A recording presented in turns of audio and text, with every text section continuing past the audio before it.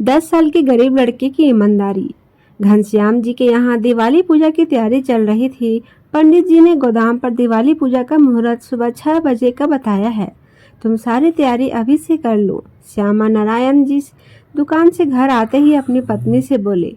पत्नी बोली, अरे वाह, आज तो आप बड़ी जल्दी घर आ गए। हाँ भाग्यवान, सारा कामकाज मुनीम जी के भरोसे छोड़कर आया हूँ। आखिर कल माँ लक्ष्मी की पूजा की तैयारी भी तो करनी है। तो पत्नी बोली, पूजा की बाकी सामग्री तो घर पर ही उपलब्ध हो जाएंगी। आप अभी घूमने जाना तो मलाएं ले आना।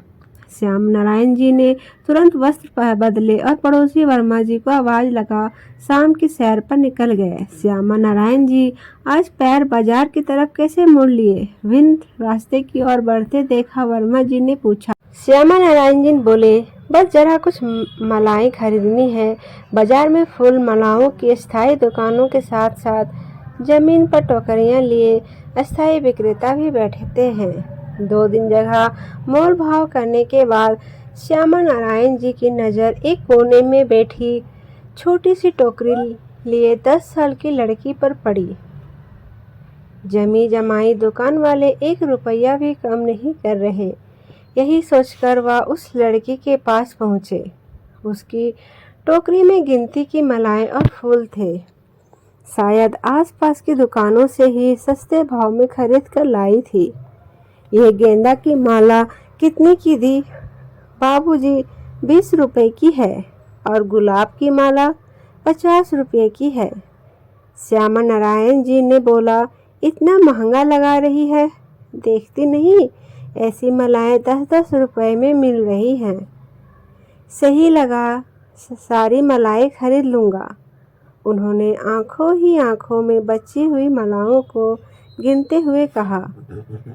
श्यामा नारायण जी को स्वयं की ओर आते देख लड़की की आंखों में आई चमक अब बुझ गई और वह लड़की श्यामा नारायण जी से बोली, बाबूजी, 15 रुपए की तो मेरी खरीदी ही है और गुलाब की माला तो 40 रुपए की लेकर आई हूँ। मुझे भी तो कुछ बचना चाहिए। झूठ मत बोल। कहते हुए श्यामा नारायण जी ने 15 गेंदा की मालाएं और 3 गुलाब की मालाएं खरीद ली। अब टोकरी में मात्र 2 गेंदा की और 1 गुलाब की माला ही शेष बची थी। तो लड़की बोली, बाबूजी, ये 3 मालाएं भी ले लीजिए। तो श्यामा नारायण जी बोले, देखती नहीं, उनके फूल मुरझाए गए हैं, इन्हें लेकर क्या करूँगा? और फिर श्यामा नारायण जी ने हिसाब करते हुए 15 रुपए गेंदा की माला और 40 रुपए गुलाब के माला का हिसाब लगाकर रुपए पकड़ाए। वह कुछ देर इधर उधर देखती रही, फिर गहराते अंधेरे का आभास कर और किसी अन्य ग्राहक को न आते देख भरे मन से मालाएं कागज में पैक करने लगी। श्याम नारायण जी बोले, हम थोड़े देर में घूम कर आते हैं, फिर ये मालाएं तुझसे ले लेंगे। यह कहते हुए श्याम नारायण जी वर्मा जी का हाथ पकड़ आगे बढ़ गए। रास्ते में उनके दोस्त वर्मा जी ने घनश्याम जी से पूछा, इतनी मालाओं का क्या करोगे? घनश्याम जी बोले, वर्मा जी, कल 3 जगह पूजा होनी है और इससे सस्ती मालाएं मुझे कहीं नहीं मिलने वाली। लौटते वक्त बातों ही बातों में दोनों मित्र मालाएं लेना भूल गए। खाना खाने के बाद पत्नी ने श्याम नारायण जी को उल्हाना दिया, मैंने तो पूजा की सारी तैयारी कर ली, लेकिन कहने के बावजूद अब माला लेकर नहीं आए। अरे बाप रे! और उन्होंने पत्नी को सारा किस्सा बताया। फिर गाड़ी लेकर तुरंत रवाना होने लगे। रहने दो, अब तुम्हें वहाँ कौन मिलेगा? कल सुबह जल्दी मंदिर से माला खरीद लेंगे। पत्नी ने उन्हें रोका। श्याम नारायण जी बोले, उम्मीद तो मुझे भी बिल्कुल नहीं है, किंतु एक बार जाकर देख लेता हूँ। यह कहते हुए श्याम नारायण जी रवाना हुए, क्योंकि माला के पैसे जो दिए हुए थे। रात के करीब 9 बज चुके थे। बाजार में कुछ दुकानें अभी भी खुली थी। फूल माला लेकर बैठने वाले जा चुके थे। श्याम नारायण जी ने गाड़ी रोकी और उस अंधेरे कोने की ओर बढ़े जहाँ से उन्होंने मालाएं खरीदी थी। वह लड़की अभी भी टोकरी लेकर वहीं बैठी थी और श्याम नारायण जी को देखते ही बोली, बाबूजी, आप इतनी देर से आए हैं, आपको पता भी है मेरा घर कितनी दूर है। मेरी माँ घर पर भूखी होगी और पता है यहाँ पर पुलिस वालों और बदमाशों ने मुझे कितना परेशान किया। श्यामा नारायण जी को देखते ही वह फूट पड़ी। श्यामा नारायण जी बोले, मुझ पर चिल्ला रही हो? इतना ही था तो चली जाती। लड़की बोली, ऐसे कैसे चली जाती? आखिर आपकी अमानत मेरे पास थी।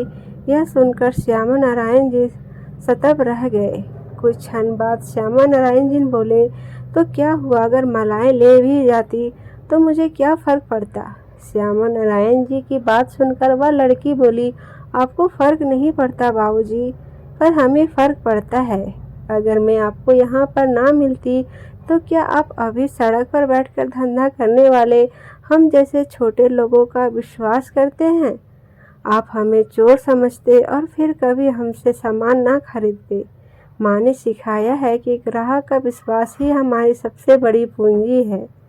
श्यामा नारायण जी बोले, अगर मैं रात भर नहीं आता, लड़की बोली, तो मैं घंटे भर और इंतज़ार करती और फिर आपके नाम से मंदिर में मलाएं चढ़ा देती।